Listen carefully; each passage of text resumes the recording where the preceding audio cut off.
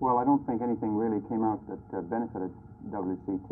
The decision was made basically that the USLTA would remain with the ILTF, and the ruling of the ILTF is that World Championship tennis players can't play in any open tournaments such as Wimbledon, Forest Hills, French Championships, and so the USLTA has really just endorsed the ILTF and gone along with them. Now, your second year will conclude in May. Do you foresee in this year any settling of differences between WCT and the ILTF? I really don't think that at the moment that there is any chance that 1972 will have a compromise or will come to an agreement. I think that there's always a chance that something may happen, but at the moment it's really like status quo and nothing is really happening with it. So WCT is planning to just carry on running its tournaments, the World Championship of Tennis, and to promote professional tennis and try and get a healthy competition going.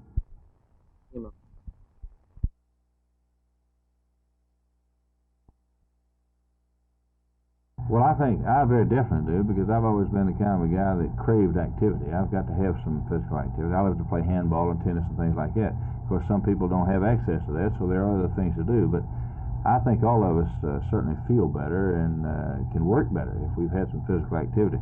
It's been interesting for us to note that in our football players, for instance, they do their best job of schoolwork during the fall when they're involved, because they're in good shape, they feel good, and they're more alert, and they do a better job. And I think this would be so with all of us in any kind of a job. I think we'd all work better if we felt better.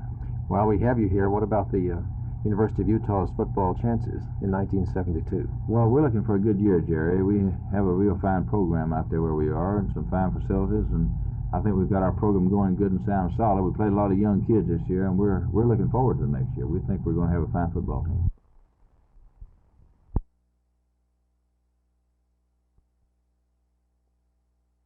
Welcome to 2321 West Broadway in Fort Worth. Ernest and Gladys McKee live here, just the two of them, and 13 of their 15 children. The youngest child, who is still at home, is 6 years old. The eldest is 19. The two who have left home, both girls. Edna spends much of her time here at home with her mom and dad, helping them keep things going. The other daughter lives somewhere in Fort Worth. Her 12-year-old son, Jeffrey, lives here with his grandparents. If you live in Fort Worth, you've probably passed within 100 yards of the McKees' home a dozen times or more, but you probably never knew it. Just on the other side of an earthen dam is a dinner theater. Over there, $30 will just about pay the price for an evening's entertainment for 4. Over here, $30 pays the rent. On days like today, it's not too bad calling 2321 Broadway home. A cool breeze blowing through the places where windows ought to be is really kind of nice. But back in December, when cool wasn't really the word for the wind, the gas bill to heat this house, with cracks so wide a man's hand will go through them, cost Ernest McKee $50.52 for 1 month. Everybody who lives like this has a story to tell, and maybe the McKees aren't much different. He's 72, she is blind. What kind of work did you do when you could work? Mostly good road. I'm sorry? I worked on a good road. Worked on the road? Yes. On the construction work, I see. What happened that you had to quit working? Well, I just got... Well, my health wasn't good. I worked on that job. I'm at it about 8 or 9 or 10 years. How long has it been since you worked last? It's been near about 2 years. About 2 years. So you were about 70 when you were still working, weren't you? No, 69. 69. It's hard to know what's best in a case like this. Sean Lowe, the Community Action Agency worker who tries to help the McKees, talked with the owner of the house.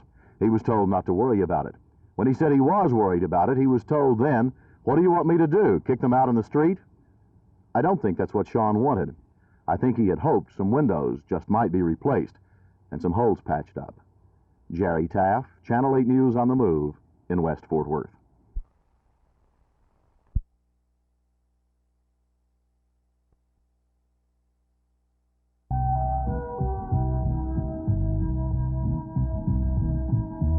For years, years, the cassette tape recorder has been the convenience word in the music world. But now cassettes have invaded the field of television. They're video cassettes, carrying both picture and sound. And within a decade, they'll probably be as much of a household item as your own television set. Video tapes are nothing new, but the cassettes are. The video cassette, just released by Sony, is made to work with any color or black and white television set. It's the simplicity of this innovation that's so revolutionary. All you do is push the cassette in the machine, punch the start button, and up comes the picture on the set. The sound is stereo and the picture's in color. It works just exactly like a small cassette recorder. The video cassette can be stopped right in the middle of a show, taken out, and then reinserted later on so you can finish your show. Of course, like anything else new and different, it's expensive. The video cassette machine alone costs about $1,000, and a 1-hour cassette runs $30. Besides this, a recorder is available that will take programs right off the air for playback. But just like anything else new, it won't be long before American homes have not only book and music libraries, but TV cassette libraries as well. Martha McIntyre, Channel 8 News on the Move.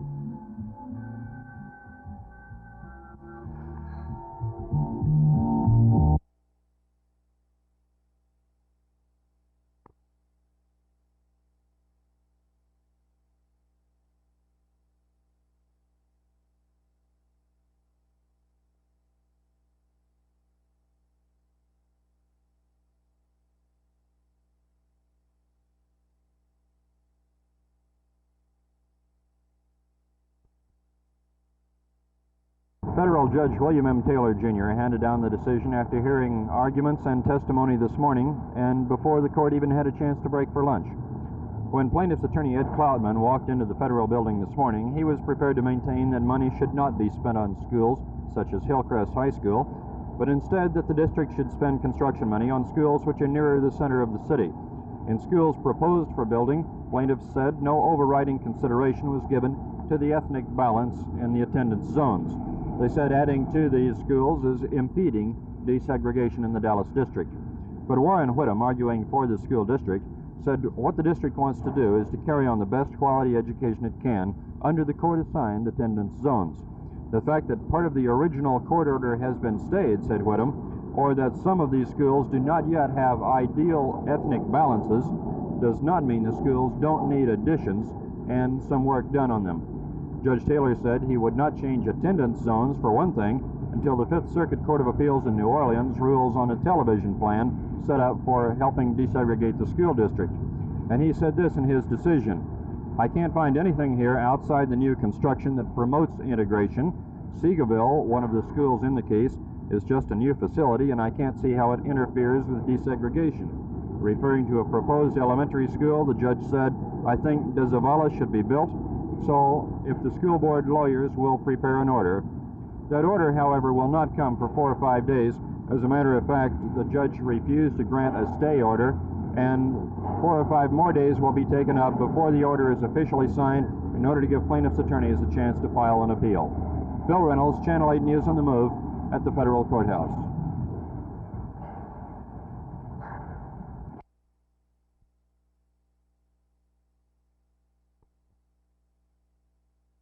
After the council meeting Monday, Mr. Johnson was quoted in the press as saying that his delay in the library bond election for 18 months resulted in a cost savings from $12 million to $6.8 million for the new central library. This is just not correct, and I think it's important that the citizens of Fort Worth have the facts presented to them correctly before they go to the polls. The truth is that the original September 1970 bond election proposal for a new central library was $7.9 million, not $12 million. The one that's going to the voters in April of this year is $6.8 million, which is much different than what Mr. Johnston indicated. And the cost savings had nothing to do with any effort of Mr. Johnston. The cost savings were a result of a committee of the library board and the city council working many, many months cutting cost and reducing the size at all possible levels without sacrificing the legitimate needs of the city of Fort Worth.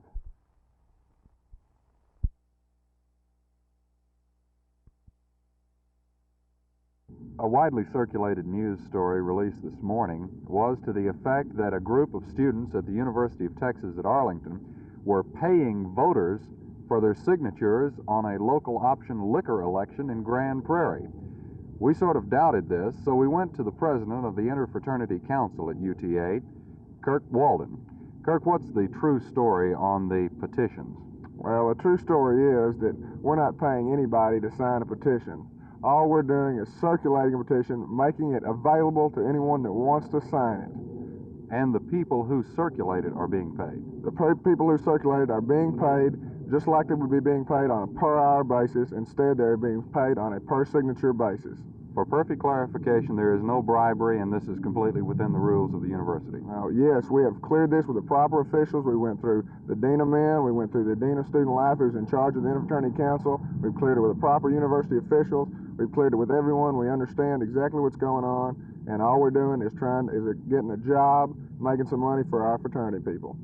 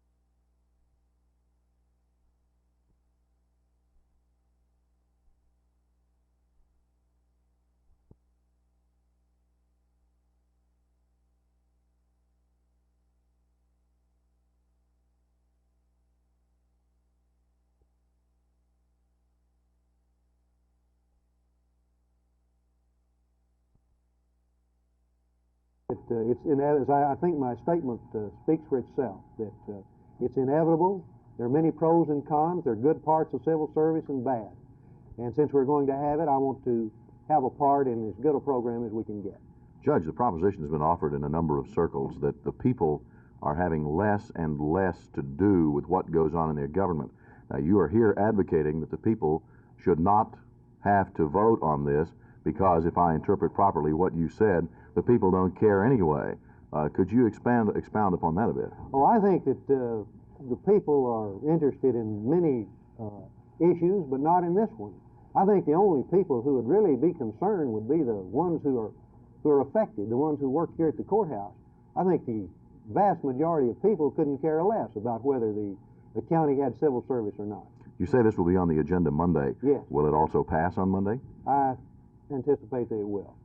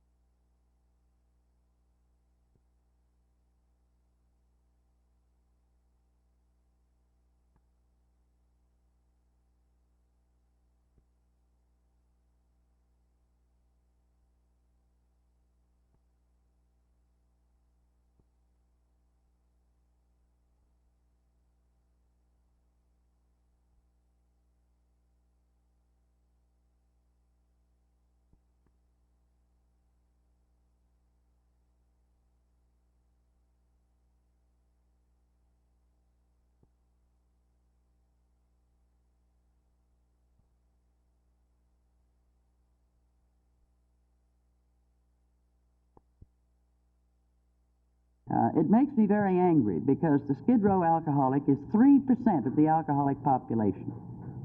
97% are people who look like all of us in this room. They come from every background, rich, poor, and in the middle.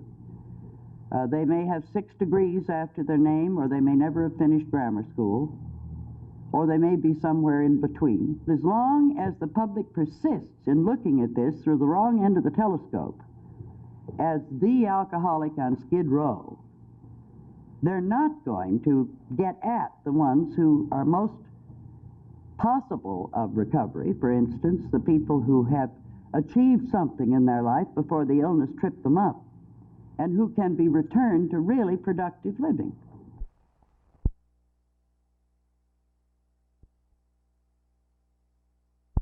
Well, perhaps the largest percentage are the result of stresses of one form or another. Perhaps a buildup of frustrations that they have been unable to release over a period of time, aggravation upon aggravation, and finally it all develops into a homicide. Who can kill? Anyone? I suppose under the proper circumstances anyone could kill. Certainly one could kill in the protection of his family, protection of his country. Depends on the circumstances.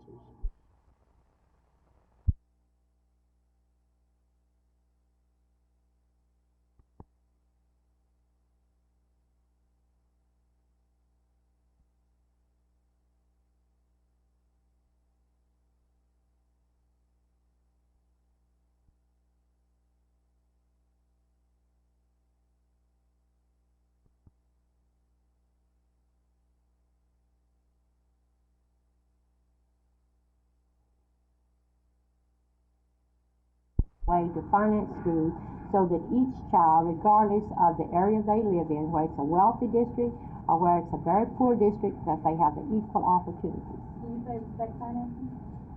Not 100%.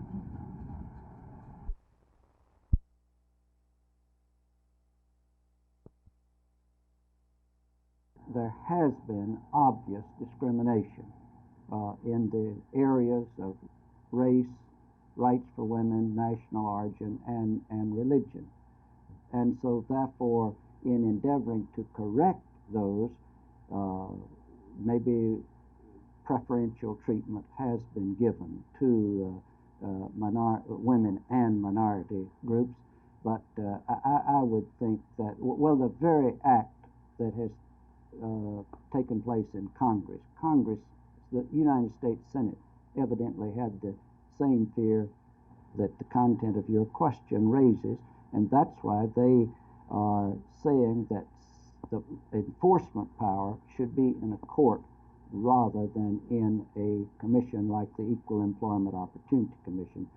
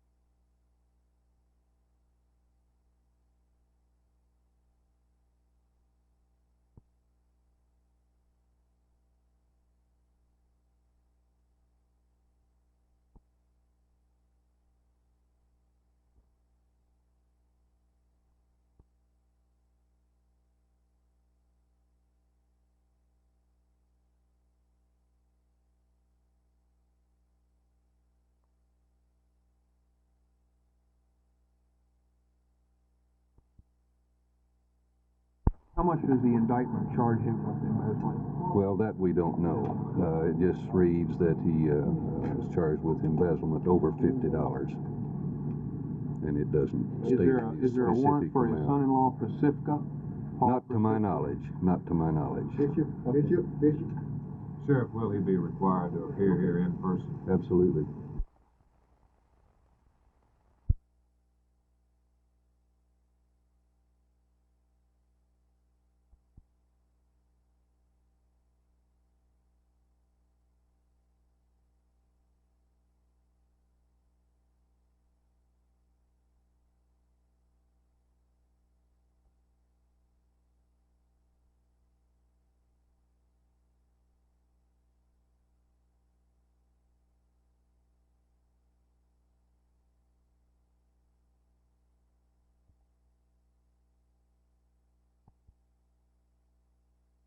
We are all hitting in the dark what is to be done.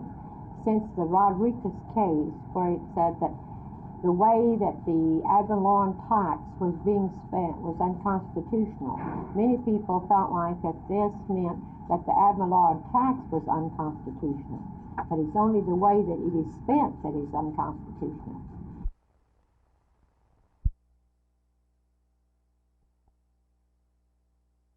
The question is not whether or not the people are capable of reaching decisions on these and other public questions. Of course they are. The question is whether or not the council is now acting in a responsible and truly representative manner in passing these questions back to the voters for a decision.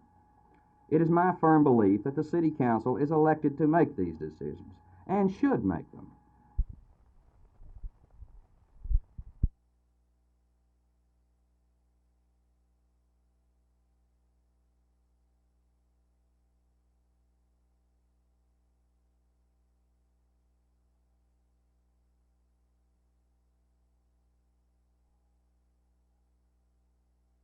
I believe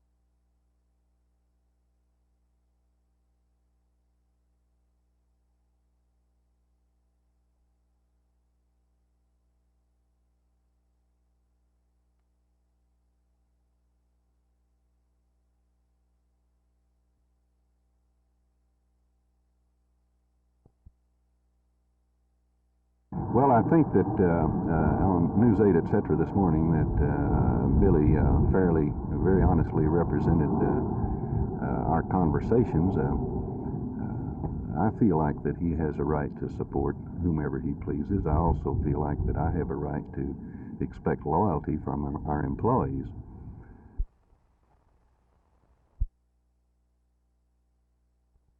These taxes have now been paid by Mr. Stroman after they were called to his attention.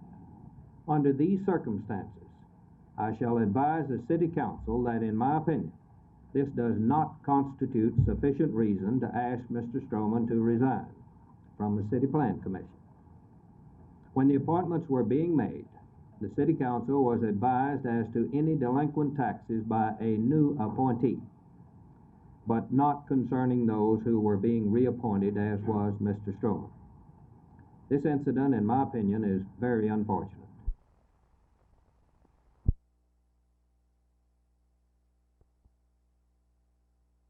Well, I'll tell you one thing that's very important. Number one, we're starting to get fans out there. You know, when I first came here, you know, I played before some of the smallest crowds in my 9-year career, because I've always been pretty fortunate playing in pretty good cities. And you know, now that the last few weeks we've had some fantastic crowds, and you know, plus the fact that we're starting to play together as a team, everybody's contributed, and that's a major factor. That's like the other night we lost Donnie Freeman in the third quarter, and we managed to win the game. You know, that's a big factor when you lose your superstar.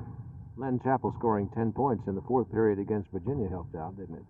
Well, that was against Virginia. That was a different game. Sometimes you get a little hot. It was the first time this year that I felt that I played, you know, the way that I used to, and I was wondering. But you know, the part of it is the fact that I'm playing on a new team, a new league, and a lot of different ball players, and you know, you have to feel your way around. In essence, I'm like a rookie. Would you compare the ABA with the NBA, strength-wise and officiating, things such as that? Well, the officiating is better than the NBA. I think that the surprising fact is the NBA does have a lot more depth. You and Goo are a great rebounding team, aren't you? Matter of fact, if there's any other team in the ABA West that could match you two in rebounding? It's hard to say, you know. Like, Goo's an excellent leaper. He's just a leaper. And it's hard to say. I don't think there's too many could, you know, rebound better than him. You know, there's not too many at all. But as far as myself, I don't know. Do you feel that perhaps you all draw more fouls than you should in rebounding? Yeah, I think the reason for that was, you know, is because like everybody's just aggressive, and when you play like that, it's hard not to foul. Now you're down there under the basket. Do you feel some of the big names get protection from the officials? There's no question about, like, you know, like Rick Barry, he shot 20-something fouls the last game. Like Zelma, you know, he could do anything you want. And there's no doubt about that. The superstars get all the protection. Well, is there any star on the Dallas club, any player that gets protection then? Well, like it should be Donnie, but he's not. Matter of fact, it's the opposite. Like he's getting beat more than anyone, and no one's calling the fouls.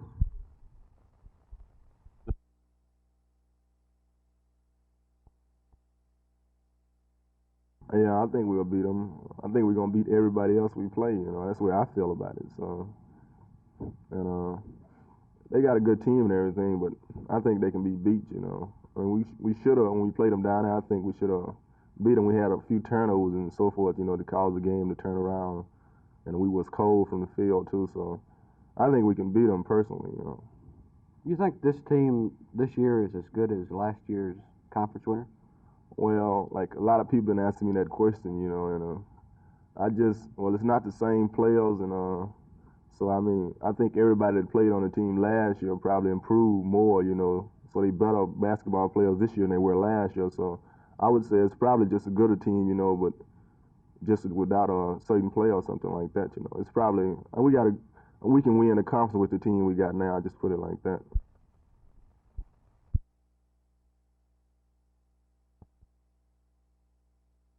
Do we or do we not now have a signed ordinance? What's the situation on the signed ordinance? Oh, we've always had a signed ordinance.